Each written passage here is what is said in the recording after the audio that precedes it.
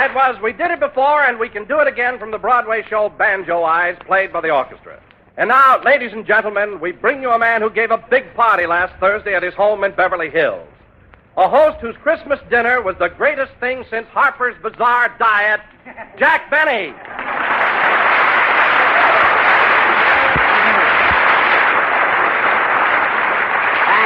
Thank you. Hello again. This is Jack Benny talking, and Don, for a man who ate 15 stalks of celery, and heaven knows how many when I wasn't looking, you're a fine one to complain. But after all, Jack, that's all there was to eat. Celery and ham hocks. Ham hock? I had turkey. You had ham hocks. Sticking that feather duster in them didn't fool anybody.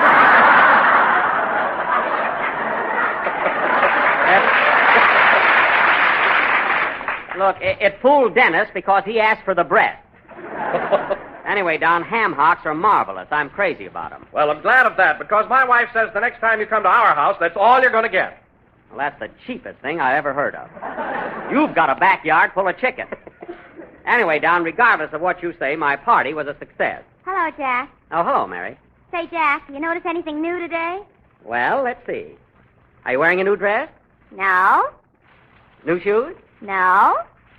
New pocketbook? No.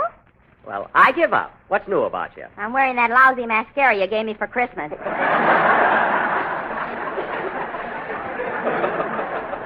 Now, just a minute, young lady. In that gorgeous hand-painted gift box, you also found a lipstick and talcum powder and bath salt and a beautiful pink and white washcloth. The washcloth I already returned to the Ambassador Hotel. That didn't come from the hotel. It was made by the Ambassador Knitting Mill. Read before you return. Speaking of Christmas presents, I've got a good notion to tell Don what you gave me. What was it, Jack? A lot of thought she put into it. Well, it was useful. You've got to admit that. Sure, useful. Well, what was it, Jack? What did Mary give you for Christmas? A nutcracker for coconut. So big I can't even lift it.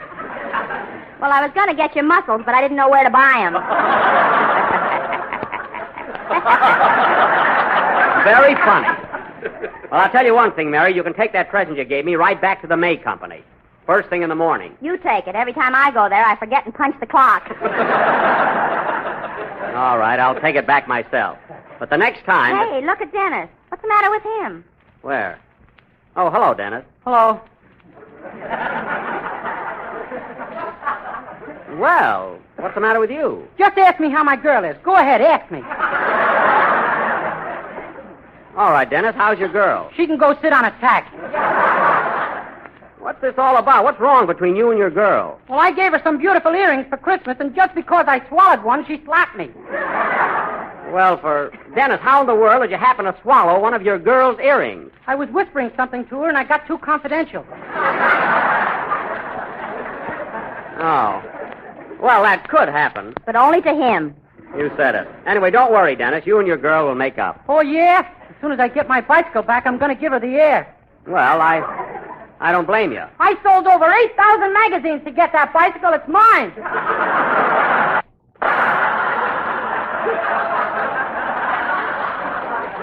All right. Forget about your girl and your bicycle. And change the subject. Say, Dennis, did you have a good time at my Christmas party? Yeah, but gee, the turkey sure made me thirsty.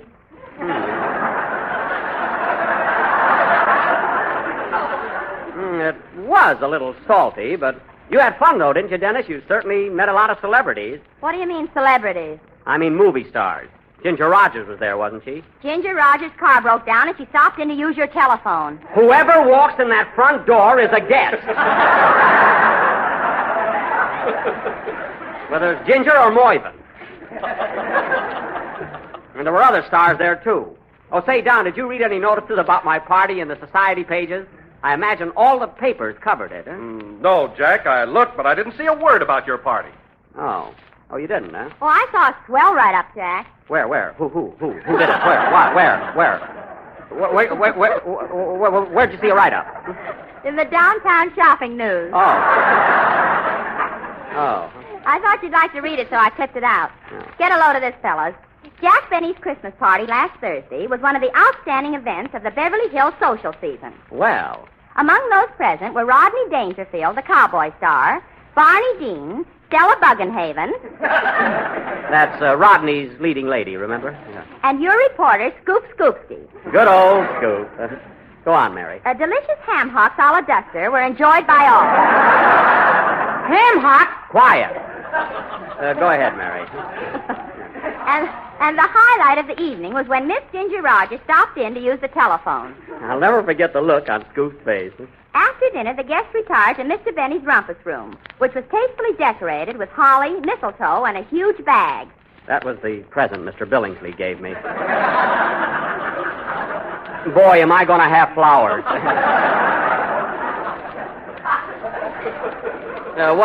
What else does it say, Mary? The party broke up around 10 p.m. when the ace of spades fell out of Barney Dean's sleeve.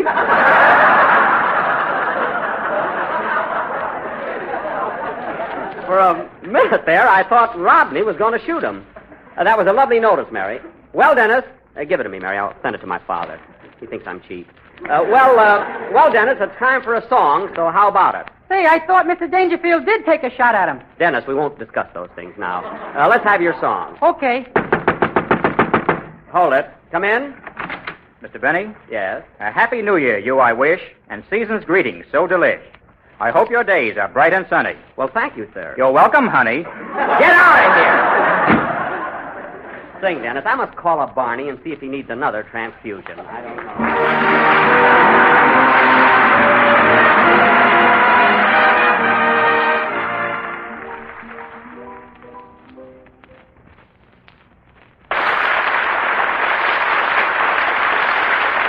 That was Who Called, sung by Dennis Day. And, Dennis, that was swell.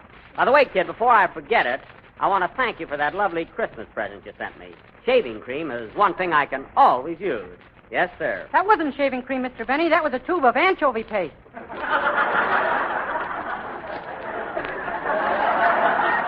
Oh, anchovy paste. I was wondering why it didn't lather. Huh? And now, ladies and gentlemen, the cat kept licking my face all morning. That should have tipped me off right there. Oh, well. And now, ladies and gentlemen... Hiya, fellas. Well, tomorrow's the big night. You got your reservation in, Jackson? What reservation? You know, me and the boys. We're opening downtown at the Biltmore Bowl. Oh, yes, that's right. Wilshire Bowl, Biltmore Bowl. Said you and your orchestra have been in more bowls than a pair of chopsticks. Hey! Yeah, that's all right. I'm going to pull that tomorrow night. Can I have that gag, Jackson? It's yours for $2, Phil. That's what I paid for it. I'll be glad to get out from under, you know. Say, Phil, what kind of a show have you got lined up for the opening? Ah, it's terrific. First, we're going to play some straight band numbers, then sing a lot of novelty songs, and then Charlie Bagby's going to do a soft shoe dance. Bagby, your piano player? Does he dance? No, but we got to get him up. That stool needs painting. Oh. And then, on the late show, Frankie, my guitar player, is going to get up and do some acrobatic tricks. Look, Phil, on the late show, if Frankie just gets up, I'll give him a hand, believe me. And don't tell us any more, you'll spoil it. Huh?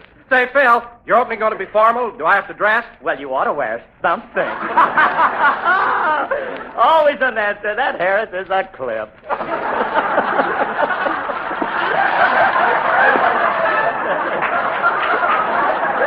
A clip? That Harris is a clip. What a character. Say, Phil, shall we tell... Shall we tell Jack the surprise we got cooked up for the opening? Yeah, Jackson, Mary, and me are going to do a cute little number called How About You? You know, it's the one that Mickey Rooney and Judy Garland sing in their new picture. Hey, that ought to be good. And listen, if you want another great idea, how about... Oh, this is terrific. How about in the second chorus, if I pick up my violin and See play... what I told you, Phil? Listen, Mary, it's Phil's opening, and if he wants me to play a violin solo, that's his business. Hey, Philzy? Them ham hocks I ate, but the violin is over my dead body.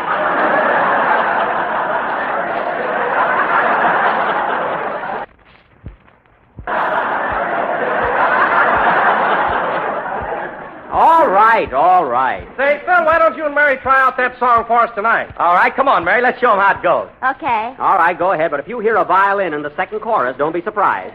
Go ahead, let's have the song. Wait a minute, I'll take it. Hello? Hello, Mr. Benny. This is Rochester. What do you want? I was just wondering, boss, can I have tomorrow night off on account of New Year's Eve? Rochester, New Year's Eve isn't until Wednesday night. Well, I want to let my hair down. It takes me 2 days to drink the curl out of it.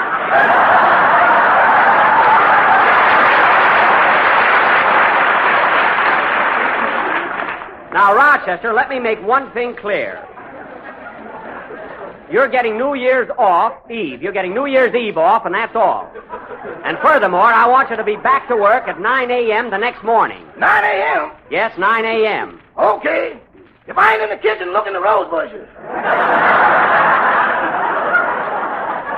I'm not going to hunt for you. Now, look, Rochester, there are a lot of things you can do on New Year's Eve besides drinking. You can throw confetti. Uh-huh. And you can blow horns. Uh-huh. And break balloons. Uh-huh. And when midnight comes and the old year passes out... I want to go with it.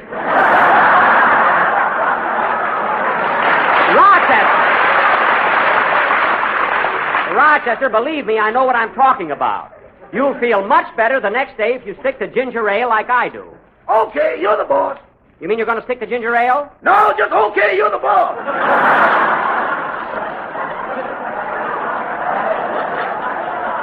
Well, I don't care what you do, but I want to see you 9 o'clock the following morning on the job. Goodbye.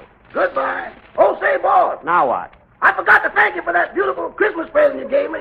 That's all right, Rochester. I always wanted a fountain pen. That's good. Now that I got that bottle of ink, I'm going to buy one.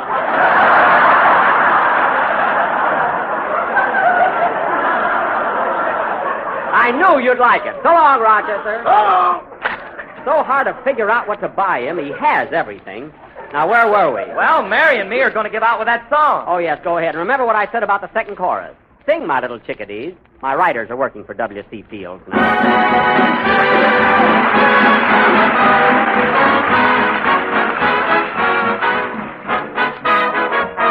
I like New York in June. How about you?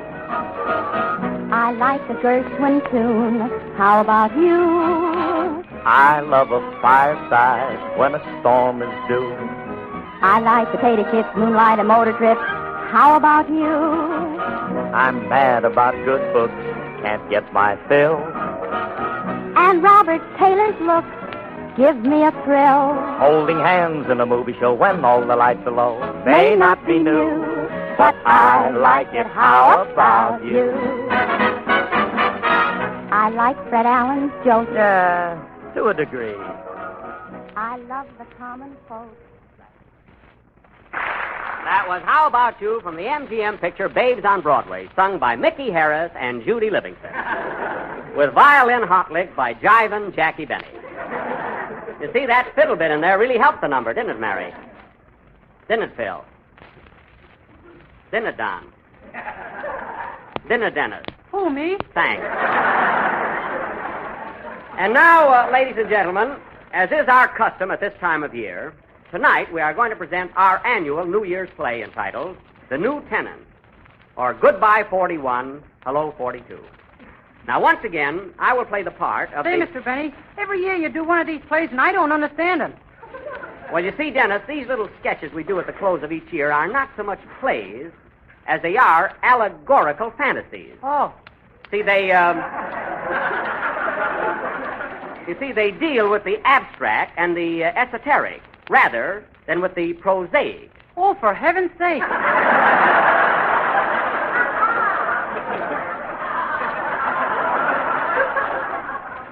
Do you understand, Dennis? Give me that again, and if my face lights up, stop.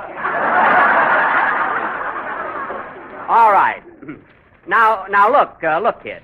Ladies and These gentlemen, sketches we do at the while close Jack of is each year explaining tonight's play to are not Dennis, plays let in me the tell you ordinary sense of about the Jell-O word. with its new And they're locked-in not process. satires, such as we often do in most Jell-O pictures. is not only economical and easy to make, Fantasy, but comes in 6 allegorical delicious fantasy, flavors: and they're abstract strawberry, rather than raspberry, cherry, orange, Otherwise, lemon, don't pay and any lime. attention to what they're saying. I thank you. But listen to the thought behind it. So remember, it's nothing but abstract symbolism. Have you got it, Dennis? Yes, sir. Rub a little on me, will you, kid? Phil, you've got an important role. You're going to be Uncle Sam, so study it.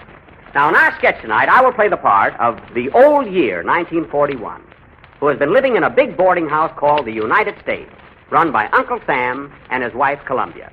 Mary, you're going to be Columbia, and you have 48 children, one for each state in the Union. 48 children. Holy smokes. Well, you were born in 1776. Oh, well, that's not so bad then. Of course not. And oh, yes, you have some adopted kids, too, like Puerto Rico, Hawaii, the Philippines, and so on. And now for our play. As the curtain rises, it is almost midnight of December 31st. And old man 1941 is up in his room, packing his bags and ready to make his exit. Curtain. Music.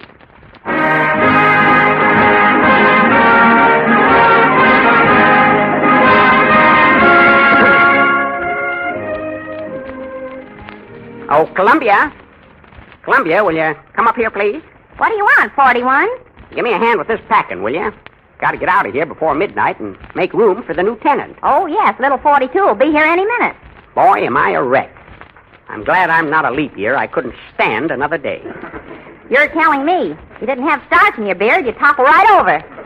I do look a little like a tripod. I can go along with the gag. Say, where's your husband, Uncle Sam? I'd like to say goodbye to him. Oh, he's around someplace. You know, he's been working night and day. He sure has. Like the way all your kids have pitched in and helped him, too. Here comes one of your boys now. Yeah, that's my fattest one. Hello, Texas. Hello, old-timer. Hiya, boy. My, look at the size of that boy. Yeah, it's getting a little plump around El Paso.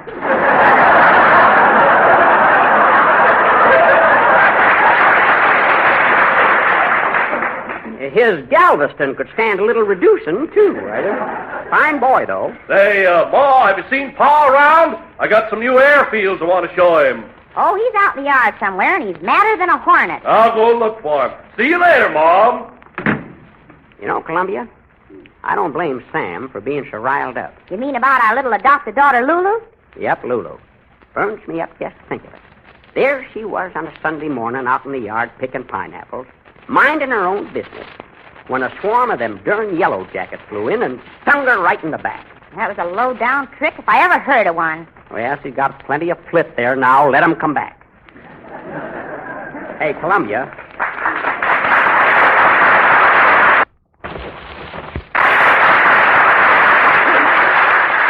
Columbia, hand me some of that swing music, will you? Might as well pack that. Take it along with me. Here you are. Thanks.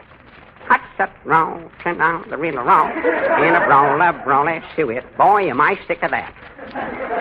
Well, I'll just pack it in here in my grip. You might as well take all these strikes and arguments with you, too. Yep, you won't be needing them for a while. No siree. Hey, old-timer, come over here by the window. Look. Well,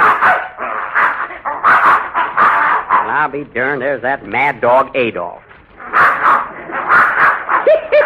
Look at that bear chasing him.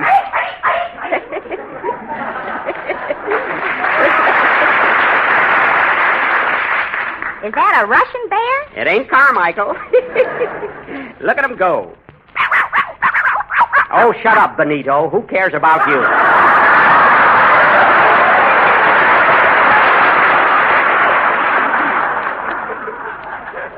Well, we gotta be out of here before long.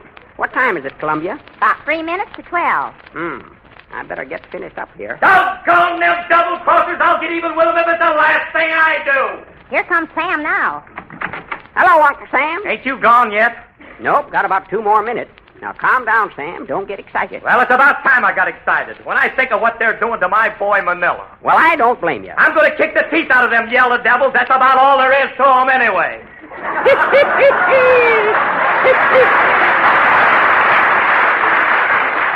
Attaboy, Sam. Well, Sam, I'll be leaving you pretty soon. Doggone, look at that clock. Just got my duds together in time. That's the first stroke of 12. Wonder what's keeping the new tenant. Little fella should be here by now. Don't worry, he'll show up. Now, here's a little tip for you, Sam. Just keep your shirt on, but your sleeves rolled up.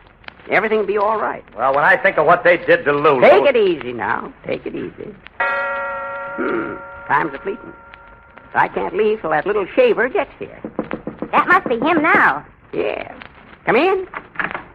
Well. Hello, young fella. You the little New Year? This ain't a sarong I'm wearing. That's good. You're going to need a sense of humor, kid. Come on in. Want to meet Uncle Sam and his wife, Columbia. Glad to know you, folks. Hello, Sonny. Hiya, Bob. Make yourself to home. Well, son, I hope you brought some good things with you. You like staying in this house. It's the finest home on the block. I'm glad to hear that.